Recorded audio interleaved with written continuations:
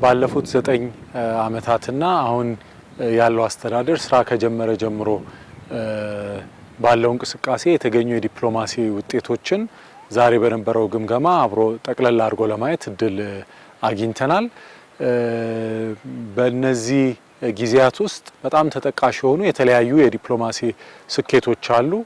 አንዱና ዋነኛ ብለን የምናስበው በዓለም አቀፍ መድረኮች እንዲሁም በሁለትዮሽ ግንኙነታችንም ጭምር የኢትዮጵያ አንኳር ስትራቴጂካዊ አጀንዳ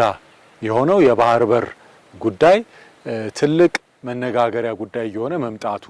ይህንን አጀንዳ የተለያዩ አካላት እያወቁት እየተገነዘቡት እየተረዱትና በጋራ መፍትሄ መፈለግ አለብን ወደሚል እሳቤ እየመጡ መሆኑ አንዱ ትልቅ ድል ነው።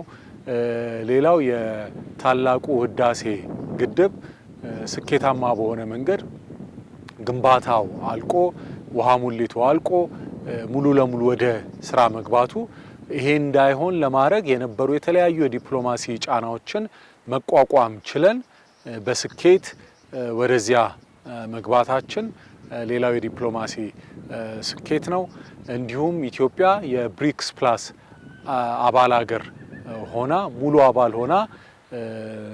መመረጧና ተሳትፎ ማድረግ መጀመሪያውም የተገኘ ትልቅ የዲፕሎማሲ ድል ነው። በተጨማሪም ኢትዮጵያ በአጠቃላይ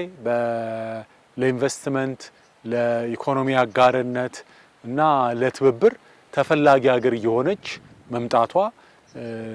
ብዙ የሩቅም የቅርብም ሀገራት ኢትዮጵያን ለትብብር እየፈለጉ ከኢትዮጵያ ጋር ያላቸውን ግንኙነት ለማጠናከር በጣም ጥረት የሚያደርጉበት የትብብርና የወዳጅነት አድማሳችን እየሰፋ የሄደ መሆኑም ያ ደግሞ በጣም በሚታይ ሁኔታ በጉብኝት ልውውጦች በሚደረጉ ስምምነቶች እና በሌሎችም መልኩ በሚገለጥ ሁኔታ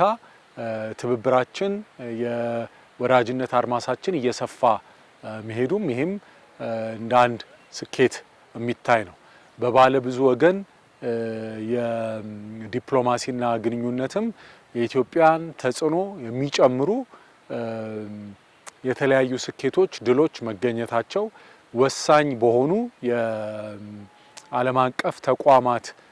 ውሳኔ ሰጪ አካላት ውስጥ ኢትዮጵያ እንደ ሀገር በከፍተኛ ድምጽ እየተመረጠች አባል መሆኗ እንዲሁም ኢትዮጵያ ብቻ ሳትሆን ኢትዮጵያ እጩ አድርጋ ያቀረበቻቸው ባለሙያዎች እንደ ሀገር ሳይሆን እንደ ግለሰብ መወከል በሚቻልባቸው መድረኮችም የኢትዮጵያ እጩዎች ባለፉት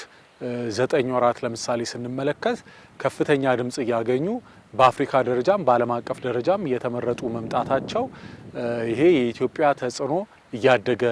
እንደሄደ የሚያመላክት ውጤት ሆኖ አግኝተነዋል። የዲፕሎማሲ ውጤት የሚገኘው በዲፕሎማሲ መድረኮች ላይ በሚደረግ እንቅስቃሴ ብቻ አይደለም። አጠቃላይ ሀገሪቷ በሚኖራት የኢኮኖሚ እንቅስቃሴ የሀገሪቷ ተቋማት ባላቸው ጥንካሬና በተገነቡበት ደረጃ ነው የዲፕሎማሲ ውጤቱም እዛ ላይ የሚመረኮዝ ነው እና በተለይ በኢኮኖሚ ሪፎርሙ የተገኙ ውጤቶች እና የታዩ የኢትዮጵያ ወደ ውጤት የተለወጡ እምቅ አቅሞች እንዲሁም በአረንጓዴ እድገት እና በአካባቢ ጥበቃ በተጨባጭ የተሰሩ ስራዎች ከንግግር ከወሬ ከፖሊሲ ሰነዶች አልፎ የሚጨበጥ የሚቆጠር የሚዳሰስ የሚታይ ስራ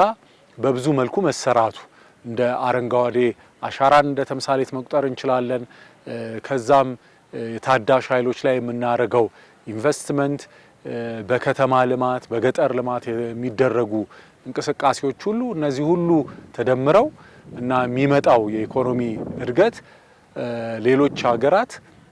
ኢትዮጵያን ለትብብር የሚመርጧት ሀገር እንድትሆን